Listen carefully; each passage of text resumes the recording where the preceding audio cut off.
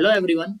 Last video में हमने Uttarakhand board के कक्षा 10 के गणित के प्रश्न पत्र 2022 को हल किया था, जिसके अंतर्गत हमने 1 से 15 तक क्वेश्चन सॉल्व किए थे।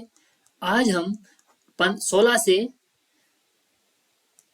20 तक के क्वेश्चनों को हल देखेंगे। तो आइए शुरू करते हैं इन प्रश्नों को हल करना। प्रश्न नंबर 16 है, सिद्ध कीजिए कि √7 एक अपरिमेय संख्या है। तो इसके लिए हम √7 को अपरिमेय सिद्ध करने के लिए विरोधाभास मेथड का यूज करेंगे, यानी कि कंट्राडिक्शन मेथड। तो हम √7 को एक परिमेय संख्या मानेंगे, परिमेय संख्या। और परिमेय संख्या मानने के बाद अगर ये परिमेय संख्या है तो P/Q के रूप में लिखी जा सकती है, और P और Q का कोई भी सार गुणनखंड नहीं होगा एक के अतिरिक्त।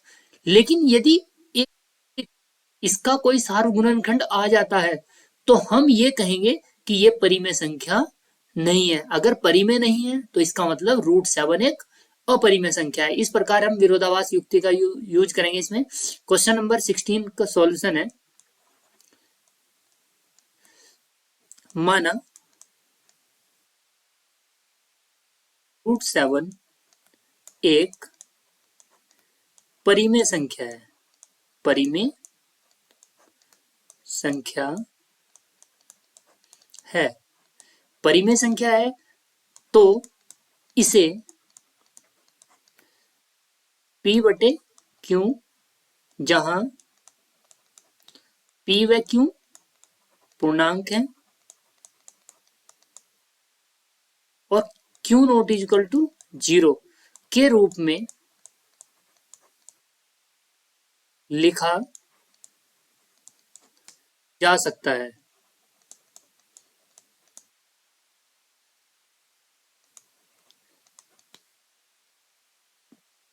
P व Q के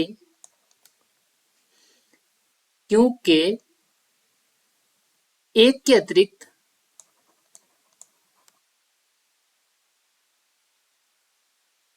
कोई भी सार गुणनखंड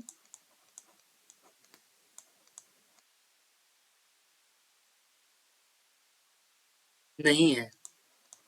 ये हमने माना है कि एक के अतिरिक्त इसका कोई भी सार गुणनखंड नहीं है। तो √7 को हम P/Q की फॉर्म में लिखें, √7।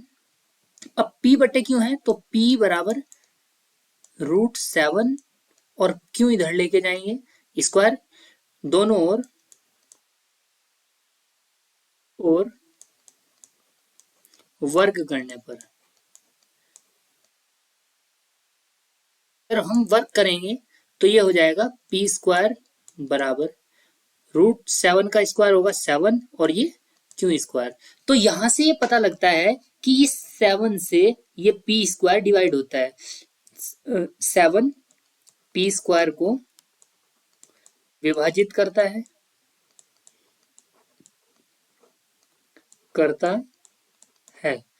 अब हमारे पास एक परिमेय है, अगर 7 P² को डिवाइड करता है तो 7 P को भी विभाजित करेगा। यदि 7 P को विभाजित करता है तो 7 P का एक गुणनखंड है।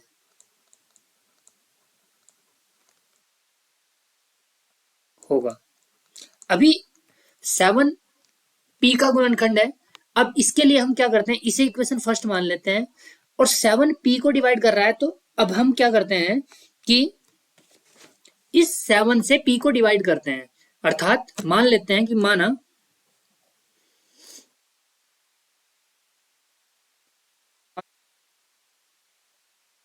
P बराबर P को 7 डिवाइड करता है, इसके वैल्यू कुछ मान लेते हैं। P क्यों लिए हुए R ले सकते हैं, हम R मान लेते हैं, या फिर हम कह सकते हैं कि P बराबर 7R।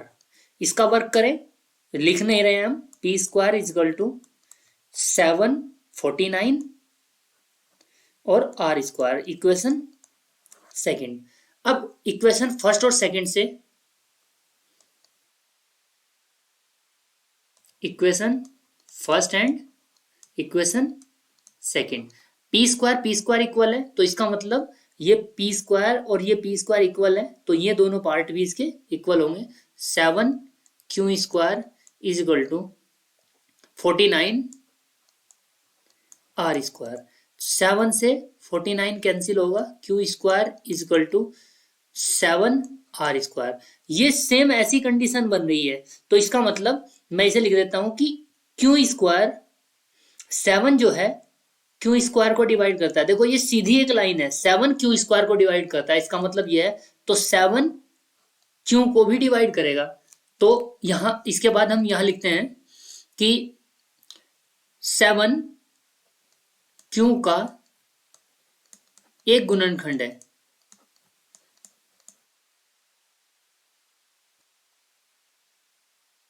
इसका मतलब ये हुआ 7p का भी एक गुणनखंड है, 7q का भी एक गुणनखंड है, यानी कि इनका उभयनिष्ठ गुणनखंड जो आ रहा है वो 7 आ रहा है, जबकि हमने माना था एक के अतिरिक्त कोई गुणनखंड नहीं है।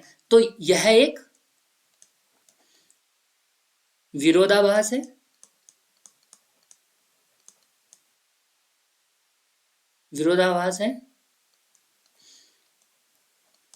अतः √7 एक अपरिमेय संख्या है। अपरिमेय संख्या है, इस प्रकार इसे आप नोट कर सकते हैं। क्वेश्चन नंबर 16 का हमारे पास और अथवा का क्वेश्चन है। इसे अगर देखें 16 और का है, यदि 1261 तथा 1067 का HCF 97 है, तो पहली संख्या मान लेते हैं, पहली संख्या हमें दी हुई है, पहली संख्या 1261 और दूसरी संख्या है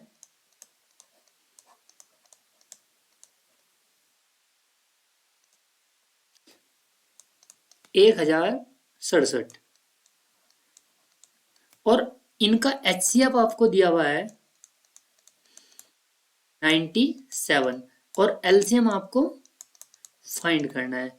चूंकि हम जानते हैं दोनों संख्याओं का गुणनफल, दो संख्याओं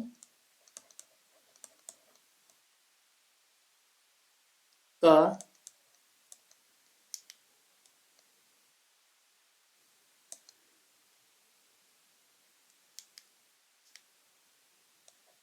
दो संख्याओं का गुणनफल बराबर HCF गुणा LCM। तो दोनों संख्याएं हमें दी हुई हैं, पहली है 1261 और दूसरी संख्या है 1067 और HCF आपको दिया हुआ है 97, LCM आपको फाइंड करना है। यदि हमें LCM लिखना हो तो LCM होगा बराबर 1261 गुणा 1067 बटे 97। अब 97 से यदि हम 1261 को डिवाइड करते हैं तो ये आता है 13, तो एलसीएम जो हमारे पास बचेगा वो आएगा 13 इंटू 1067। इन दोनों की मल्टीप्लाई करेंगे तो ये आएगा 13,871, यानी कि इस प्रकार हम एलसीएम फाइंड कर सकते हैं।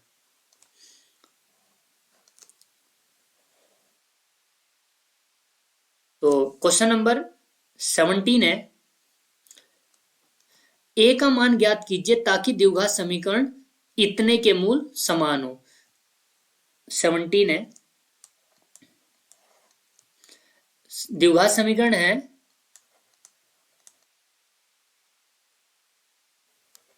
द्विघात समीकरण हमें दी हुई है a minus 12 x square plus 2 a minus 12 x plus 2 is equal to 0। अभी यहां से हम जब इसकी कंपैरिजन करेंगे तो इसकी हम तुलना कर लेते हैं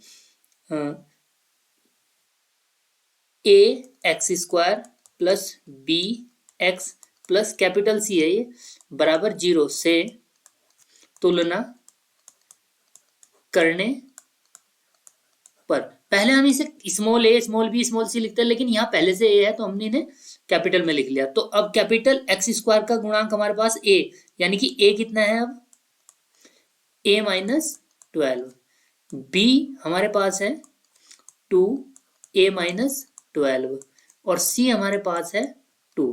अभी इसके बाद जब हम इसे सॉल्व करेंगे आगे, तो क्वेश्चन नंबर इसे सॉल्व करने के लिए उसने कहा है दो बराबर मूल हो। क्वेश्चन एक बार फिर आप देख सकते हैं ये कि के मूल समान हो, यहां लिखेंगे मूल मूल समान होंगे होंगे यदि B square minus 4ac is equal to होगा 0 के। यदि 0 होता था तो समान होते थे, वास्तविक होते थे, और अगर 0 से बड़ा होता था तो दो भिन्न भिन्न मूल होते थे, और अगर 0 से छोटा होता था तो कोई वास्तविक मूल नहीं होता था। तो अभी बी स्क्वायर बराबर 4ac लिख सकते हैं। सॉरी, ये मैंने ए स्मॉल लिख दिया, कैपिटल ए है। अभी जब आगे सॉल्व करेंगे इसे हम, तो ये आएगा बी स्क्वायर बराबर 4ac, तो बी का वैल्यू हमें दिया है 2a माइनस 12 का whole square is equal to 4, ए हमें दिया है a माइनस 12 और c हमें दिया है 2। इसे हम लिख सकते हैं स्क्वायर में 4a माइनस 12 का whole square, 4a minus 12 into 2, ये इससे कैंसिल हो जाएगी एक पावर, तो ये बचेगा 4 से 4 भी कैंसिल हो जाएगा। तो 4 अगर कैंसिल होता है, इसे हम लिखते नहीं है अभी, a minus 12 is equal to, ये आएगा हमारे पास 2। तो a इज इक्वल टू 2, 12 उधर जाने के बाद पक्षांतर करने के बाद प्लस में 12, तो a इज इक्वल टू 14। तो इस प्रकार a का मान 14 होगा यदि दो मूल बराबर है, या दो मूल बराबर होंगे यदि a बराबर 2/y। तो क्वेश्चन 18 है 1/x plus 2/y is equal to 3 और 2/x minus 4/y is equal to 2। Equation first and equation second, इन्हें हमें रैखिक समीकरणों में बदलना है। तो उसके लिए हम क्या करते हैं, पुट करते हैं, पुट 1/x, चूंकि यहाँ 1/x यहाँ भी 1/x, तो इसे हम कुछ मान लेते हैं।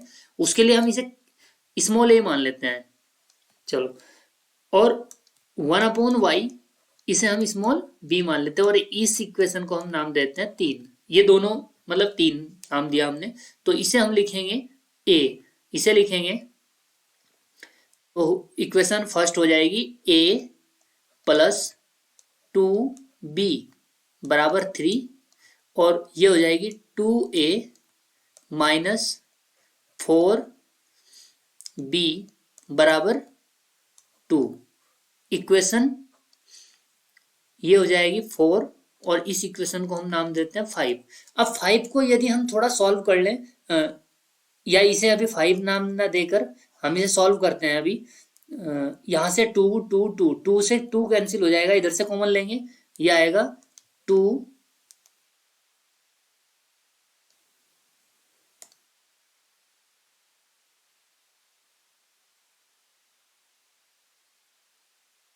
a माइनस 2b बराबर 2, 2 से 2 कैंसिल, तो a minus 2b is equal to हो जाएगा 1। इक्वेशन नंबर 5, इक्वेशन 4 और 5 बनी from equation 4 plus equation 5। Equation 4 5 को सॉल्व कर लेते हैं इन्हें ऐड करके, क्योंकि हमें पता है ये और ये दोनों विपरीत है, तो विपरीत साइन है, तो इसलिए हम इन्हें जोड़ देते हैं।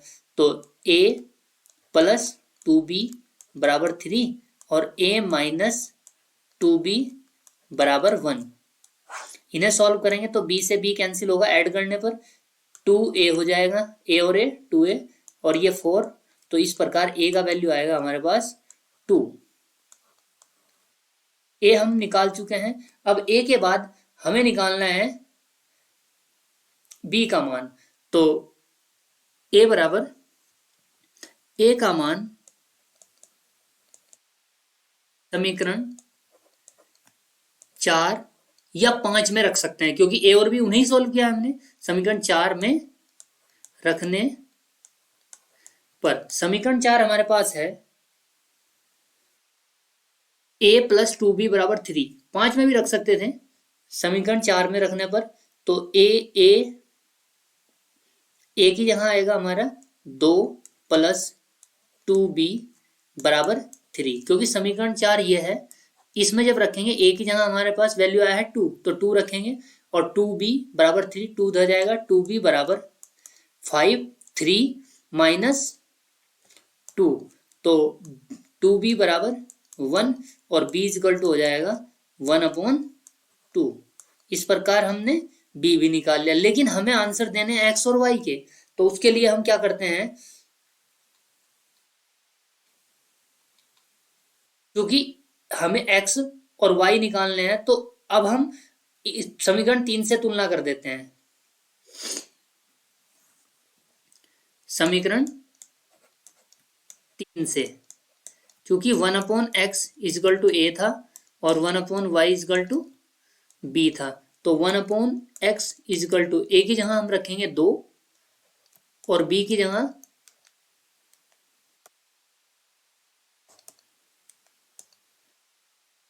y बराबर b की जगह पे रखेंगे हम 1/2। तो यहां से सॉल्व जब करेंगे इन्हें तो 2 डिवाइड में आएगा, x इधर, तो x इक्वल टू आ जाएगा 1/2। तो इस प्रकार x का वैल्यू तो हमारे पास निकला 1/2 और y का वैल्यू जो निकला 2 और y और 2 की 1 से। क्वेश्चन नंबर 19 है, किसी समांतर श्रेणी AP का प्रथम पद 5, अंतिम पद 45 और पदों का योग 400 है, तो पदों की संख्या व सार्वंतर ज्ञात कीजिए। चूंकि मान लेते हैं किसी समांतर श्रेणी AP का प्रथम पद 5 है, 19 है, तो माना AP का प्रथम पद A तथा सार्वंतर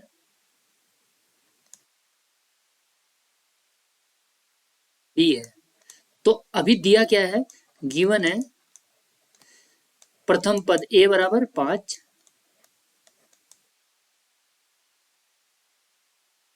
अंतिम पद 45। तो अंतिम पद को आप L भी लिख सकते हैं और AN भी लिख सकते हैं, क्योंकि जितने उसमें पद होंगे वही अंतिम पद होगा। तो AN इज इक्वल टू 45 और इसके बाद हमें क्या गिवन है, पदों का योग, यानी कि SN, N अगर उसमें पद हो तो उनका योग दिया है 400 और आपको फाइंड करना है पदों की संख्या व सार्वंतर, यानी कि N फाइंड करना है और D फाइंड करना है। चूंकि AN गिवन है तो सूत्र AN से AN बराबर N पद, Nवे पद का फॉर्मूला होता है AN बराबर A plus N minus 1 into D। AN है 45 और A हमें दिया हुआ है 5 प्लस N हमें फाइंड करना है 1 और D भी हमें फाइंड करना है।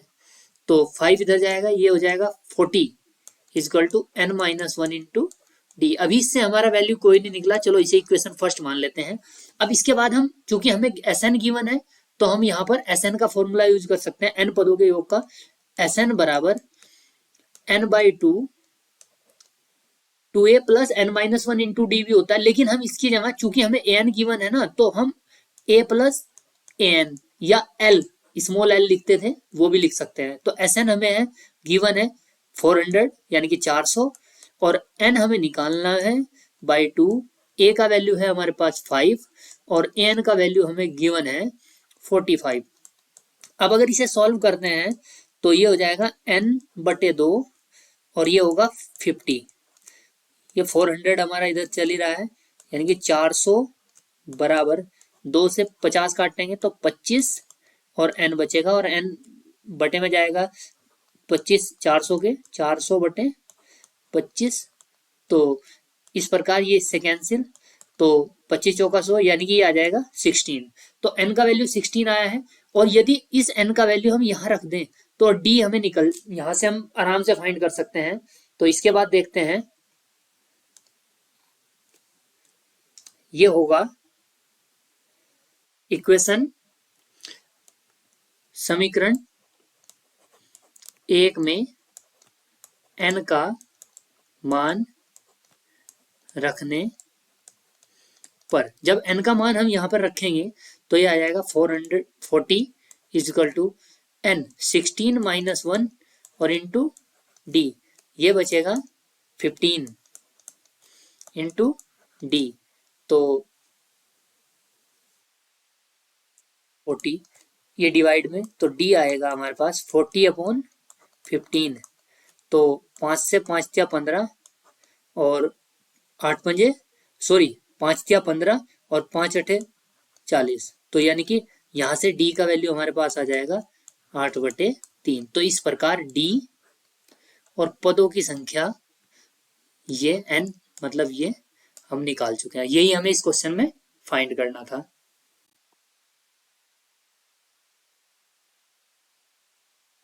क्वेश्चन नंबर 20 है, सिद्ध कीजिए 1 plus sec a upon sec a is equal to sine square A upon 1 minus cos ए।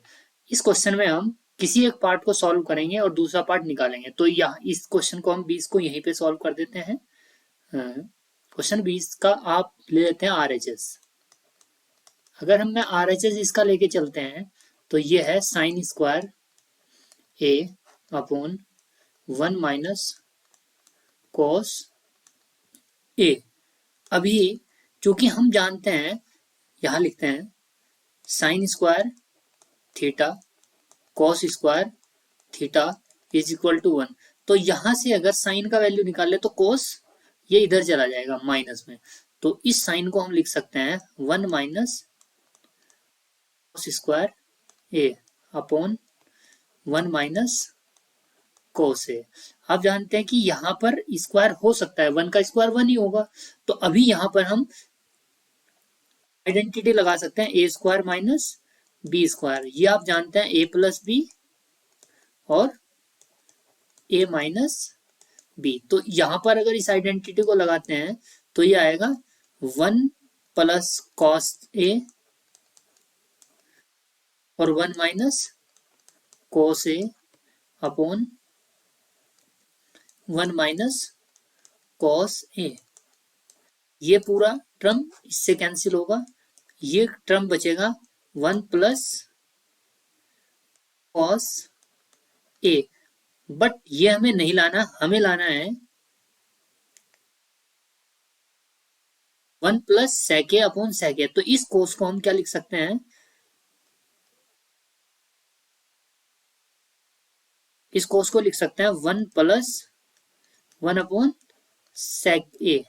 अभी सेक का एलसीएम लेंगे तो ये हो जाएगा सेक ए प्लस 1 अपॉन सेक ए, और ये हमारा क्या है RHS। तो इस प्रकार ये क्वेश्चन प्रूफ हो जाता है। ये आप इस क्वेश्चन को इस तरह प्रूफ कर सकते हैं।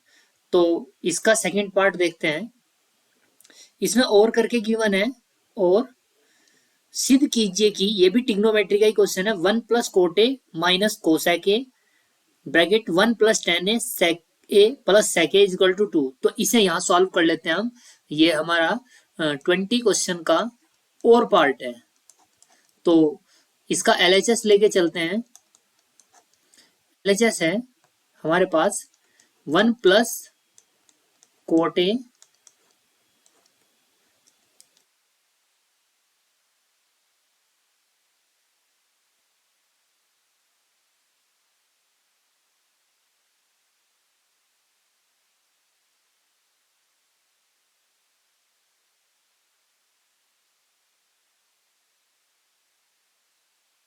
कोट ए माइनस कोसेक ए और 1 प्लस टेन ए प्लस सेक ए। तो अभी से हम थोड़ा सॉल्व करते हैं। टेन कोट का, कोसेक का, टेन का और सेक का वैल्यू हम यहाँ पुट कर देते हैं इनका, क्योंकि हम जानते हैं 1 प्लस कोट होता है हमारा कोस ए अपॉन साइन ए और कोसेक होता है 1 अपॉन साइन ए। ये हमें फॉर्मूले याद होने चाहिए। 1 प्लस इसे लिखेंगे हम साइन ए अपॉन कोस ए और प्लस 1 अपॉन कोस ए। अभी अगर हम यहां से देखें, यहां से एलसीएम हमारे पास आएगा साइन और यहां से आएगा कोस, तो इसे लिख सकते हैं हम साइन साइन। तो साइन ए, जब इसका एलसीएम साइन ले लेंगे हम तो 1 के अपॉन में 1 है, अभी 1 से साइन डिवाइड होगा तो साइन बचेगा, तो साइन की मल्टीप्लाई होगी 1 से, तो ये हो जाएगा sign A plus cos A minus 1। ये पार्ट हमारा ये हुआ और ये वाला पार्ट भी ठीक इसी प्रकार से होगा। कोस ए और ये होगा कोस ए प्लस साइन ए प्लस 1। अभी हम इससे ब्रैकेट को छोड़ के लिखें तो इसे हम लिख सकते हैं साइन ए इंटू कोस ए और इस टर्म को कुछ इस प्रकार से लिख देते हैं। ये हो जाएगा साइन ए प्लस कोस ए माइनस 1 और ठीक इस टर्म को भी साइन ए प्लस कोस ए लिख लेते हैं, साइन ए प्लस कोस ए प्लस 1। तो ये हुआ हमारा। अभी आप देख रहे होंगे यहां भी मैंने इस आइडेंटिटी को पहले भी लिखा है, इस साइड में ये यहां पर इसे लिखा है। इसी आइडेंटिटी का यूज करें ए प्लस बी ए माइनस बी, तो इसे लिख सकते हैं ए स्क्वायर बी स्क्वायर। अब देखो ये पूरा टर्म ए का काम करेगा, ये 1 हो गया बी, और ये पूरा टर्म ए का काम करेगा, ये हो गया बी। तो एक बार माइनस है एक बार प्लस है, तो यानी कि ए स्क्वायर बी स्क्वायर से, यानी कि इसे लिखेंगे साइन ए प्लस कोस ए का होल स्क्वायर और माइनस 1 का होल स्क्वायर। अभी अपोन में साइन ए इंटू कोस ए। अगर हम यहां पर स्क्वायर ओपन कर लें इसका, तो इसका स्क्वायर होगा साइन स्क्वायर ए प्लस कोस स्क्वायर ए प्लस 2 साइन ए कोस ए और यहाँ 1 का स्क्वायर माइनस 1। अपोन में हमारे sine A upon cos A term चल रही नहीं है, साइन ए इंटू कोस ए। चूंकि साइन ए ये वाला टर्म मिलके क्या हो जाता है 1, क्योंकि sign square theta plus cos square theta क्या होता है 1। तो इसकी जगह पे हम लिख देंगे 1, इसे यहां लिख देते हैं 1 प्लस 2 साइन ए कोस ए माइनस 1 अपॉन में 2 साइन ए इंटू कोस ए। तो इस 1 से ये 1 माइनस हो जाएगा और ये बचेगा 2 साइन ए कोस ए और नीचे भी 2 साइन ए कोस ए, तो इससे कैंसिल होके क्या बचेगा 2। तो इस प्रकार ये हमारा क्या आ जाता है RHS। हमें इसमें 2 ही प्रूव करना।